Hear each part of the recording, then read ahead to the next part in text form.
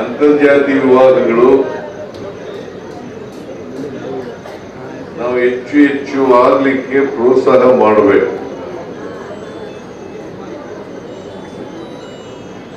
ನಾನು ಅಂತರ್ಜಾತಿ ವಿವಾಹ ಮಾಡ್ಕೋಬೇಕು ಅಂತ ಇದ್ದೆ, ಆಗ್ಲಿಲ್ಲ.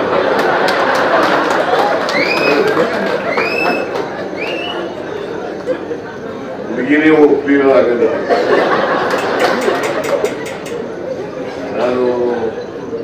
ನಾವು ಹೋಗುವಾಗ ಒಂದು ಹುಡುಗಿ ಜೊತೆ ಸ್ನೇಹ ಮಾಡ್ಕೊಂಡಿದ್ದೆ.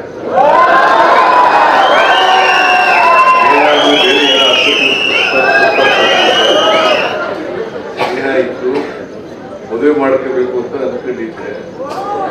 ಆದ್ರೆ ಹುಡುಗಿ ಮನೆಯವರು ಒಪ್ಪಿಲ್ಲ, ಹುಡುಗಿನೂ ಒಪ್ಪಿಲ್ಲ, ನಾನು ಮದುವೆ ಆಗ.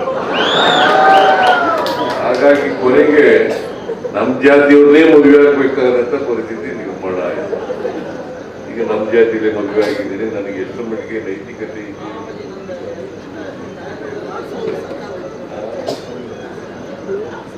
ನನ್ನ ಸಂಪೂರ್ಣ ಬೆಂಬಲ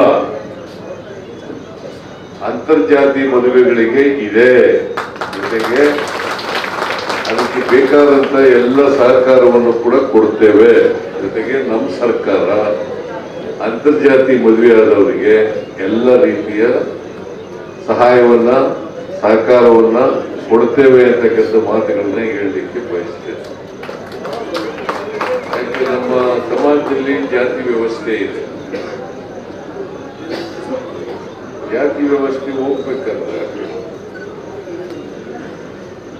ನಮ್ಮ ಜಾತಿ ವ್ಯವಸ್ಥೆ ಹೇಗಿದೆ ಅಂತಂದ್ರೆ ಬಹಳ ಗಟ್ಟಿಯಾಗ್ಬಿಟ್ಟದೆ, ಚಲನರಹಿತವಾದ ಸಮಾಜ.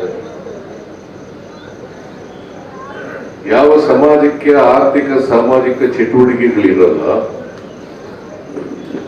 ಅಂತ ಸಮಾಜದಲ್ಲಿ ಚಲನೆ ಕಡಿಮೆ ಇತ್ತು, ಚಲನೆ ಇರೋದಿಲ್ಲ. ಹಾಗಾಗಿ ಅನೇಕ ಜನ ಸುಧಾರಕರು ಸಮಾಜ ಮಾಡಬೇಕು ಅಂತೇಳಿ ಪ್ರಯತ್ನಗಳನ್ನ ಪಟ್ಟಿದ್ರು ಕೂಡ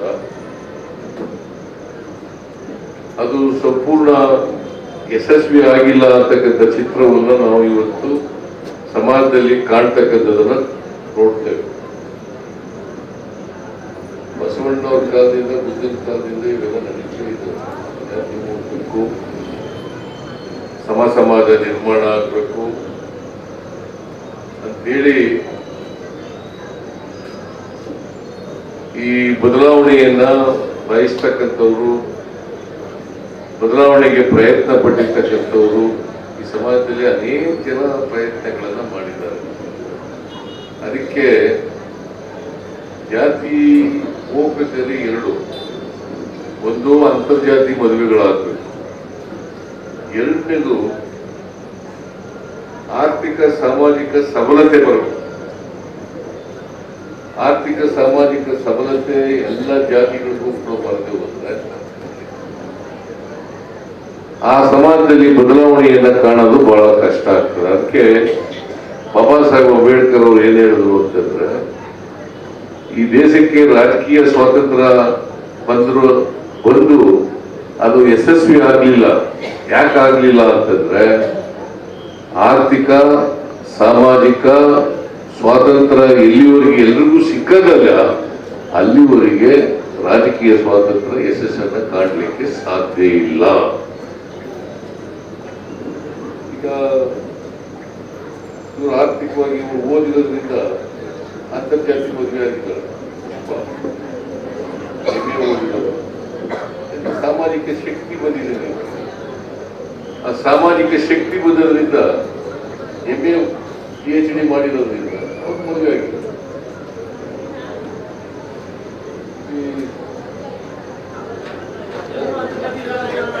ಬಹಳ ಜನ ಮದುವೆ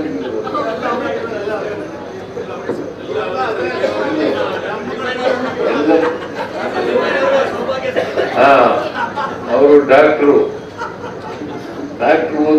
ಓದಿದ್ದರಿಂದ ಮದುವೆ ಆಗಲಿಕ್ಕೆ ಸಾಧ್ಯ. ಅದಕ್ಕೆ ಸಾಮಾಜಿಕವಾಗಿ ಸಬಲತೆ ಬರಬೇಕು, ಆರ್ಥಿಕವಾಗಿ ಸಬಲತೆ. ಅವರು ಸ್ವತಂತ್ರವಾಗಿ ತಮ್ಮ ಕಾಲ ಮೇಲೆ ನಿಂತ್ಕೊಳ್ತಕ್ಕಂಥ ಶಕ್ತಿ ಬಂದ್ರೆ ಬೇರೆಯವರು ಯಾರಾದ್ರೂ ಕೂಡ ಮದುವೆ ಆಗ್ಲಿಕ್ಕೆ ಸಾಧ್ಯ. ಅದು ಹೆಣ್ಣಾಗ್ಲಿ ಗಂಡಾಗ್ಲಿ ಬೇರೆ ಜಾತಿಯವ್ರನ್ನ ಮದುವೆ ಮಾಡ್ಲಿಕ್ಕೆ ಸಾಧ್ಯ ಆಗ್ತದೆ. ಪ್ರೀತಿಸಿ ಮದುವೆ ಆಗೋದು ಬೇರೆ ವಿಚಾರ. ಇದೆಲ್ಲ ಪ್ರೀತಿಸಿ ಮದುವೆ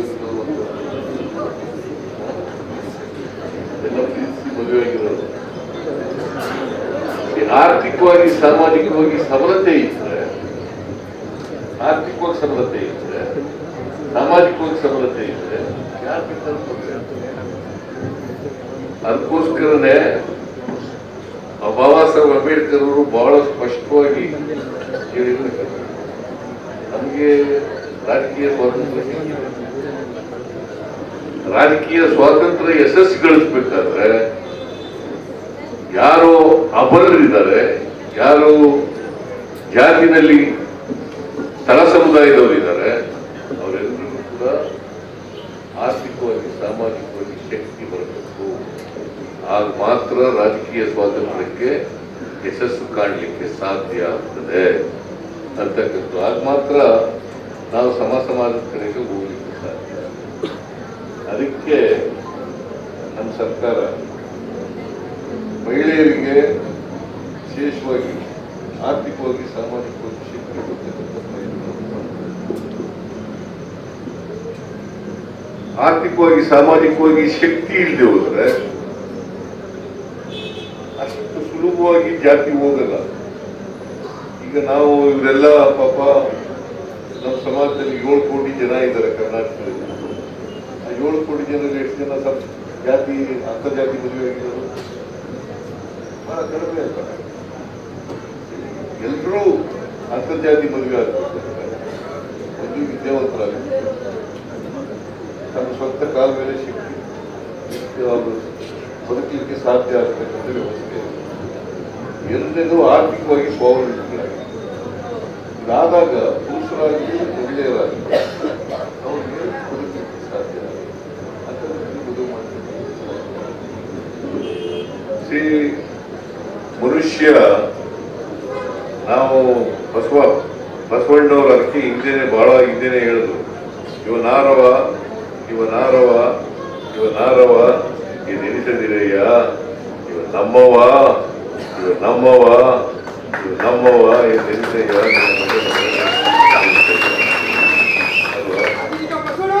ಇವನು ಯಾರು ಅಂತ ಕೇಳಕ್ ಹೋಗ್ಬೇಡ ನೀನು. ನಮ್ಮವ ಅಂತ ಹೇಳಿ ನಮ್ಮವನು ಅಂತ ಹೇಳ್ಬೇಕು. ಇದು ಬಸವಣ್ಣ 12ನೇ ಶತಮಾನದಲ್ಲಿ ಹೇಳಿದ್ರು. ಇನ್ನೂ ಹೋಗಿಲ್ಲ. ಬಸವಣ್ಣನ ಮಾತ್ರ ಪೂಜೆ ಮಾಡ್ತಾರೆ, ಜಾತಿ ಮಾತ್ರ ಮಾಡ್ತಾ ಇರ್ತಾರೆ. ಬಸವಣ್ಣ ಪೂಜಿಸೋದು, ಜಾತಿ ಮಾಡೋದು, ಇದು ಎಲ್ಲರೂ ಅಲ್ಲ, ಕೆಲವರು ಮಾಡ್ತಾರೆ. ಸೊ ಆ ಥರ ಎಲ್ಲ ಆಗ್ಬಾರ್ದು. ಜೊತೆಗೆ ನಾವೆಲ್ಲ ವಿದ್ಯಾವಂತರಾಗ್ತೀವಲ್ಲ, ಆ ವಿದ್ಯಾವಂತರಾದಾಗೆಲ್ಲ ನಾನ್ ಮನುಷ್ಯ ಇನ್ನೊಬ್ರು ಮನುಷ್ಯರು ಅಂತ ತಿಳ್ಕೊಳ್ತಕ್ಕಂಥ. ಮನುಷ್ಯನನ್ನ ಪ್ರೀತಿಸ್ಬೇಕೇ ಹೊರತು ದ್ವೇಷಿಸ್ಲಿಕ್ಕೆ ಹೋಗ್ಬಾರ್ದು. ಆಗ ಮಾತ್ರ ಅವನು ಮಾನವನಾಗಲಿಕ್ಕೆ ಸಾಧ್ಯ. ಅದಕ್ಕೆ ಕುವೆಂಪು ಅವ್ರು ಏನ್ ಹೇಳಿದ್ರು ಅಂತಂದ್ರೆ, ಹುಟ್ಟುವಾಗ ಎಲ್ಲರೂ ಕೂಡ ವಿಶ್ವಮಾನವರಾಗಿ ಹುಟ್ಟುತ್ತಾರೆ. ಬೆಳೀತಾ ನಮ್ ಜಾಸ್ತಿ ವ್ಯವಸ್ಥೆ ಇರೋದ್ರಿಂದ ಅಲ್ಪ ಮಾನವರಾಗ್ಬಿಡ್ತಾರೆ. ನೀವು ಏನಾದರೂ ವಿಶ್ವಮಾನವರಾಗ್ಲಿಕ್ಕೆ ಪ್ರಯತ್ನವನ್ನು ಪಡಬೇಕು ಹೊರತು ಅಲ್ಪ ಮಾನವರಾಗಬೇಡಿ ಅಂತ ಕುವೆಂಪು ಅವರು ಹೇಳಿದ್ದಾರೆ. ಅದರಿಂದ ನಾನು ಹೆಚ್ಚು ಮಾತಾಡಕ್ ಹೋಗಲ್ಲ, ಬಹಳ ಮಾತಾಡೋಂಥ ವಿಚಾರ ಇದು.